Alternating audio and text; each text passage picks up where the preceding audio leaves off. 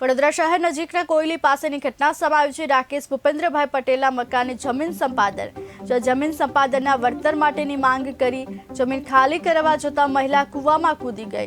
IOCL કંપનીના plant માટે જમીન સંપાદન માટે જોકે હાઈકોર્ટમાં કેસ ચાલી રહ્યો છે। કોયલીમાં જમીન ખાલી કરવા જતા મહિલા કૂવામાં કૂદી ગઈ હોવાની ઘટના સામે આવી રહી છે। મામલતદાર ગ્રામ્ય અને જવાહરનગર પોલીસ ઘટના સ્થળે પહોંચી હતી।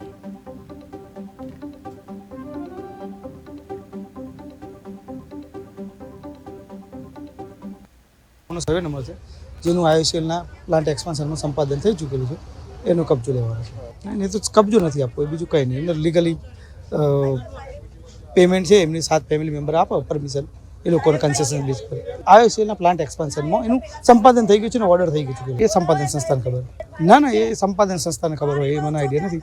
અને તો કબજો લેવા માટે તારીખ છે આજે, એટલે કબજો લેવા આવ્યા છીએ। અમારું અહીંયા આગળ હાઈકોર્ટનું હતું ચાલે છે, મેટર ચાલે છે, તો પણ આ લોકો એક તરફી કબજો લેવા માટે આવ્યા છે।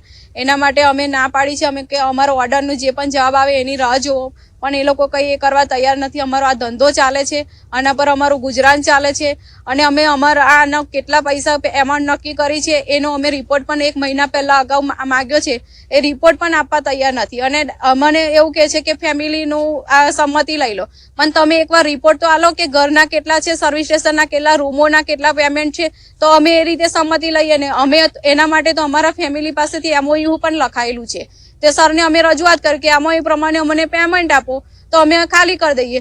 તો હવે કહે છે કે એ બધું ચાલે ના, તમારે બધાની સંમતિ લે।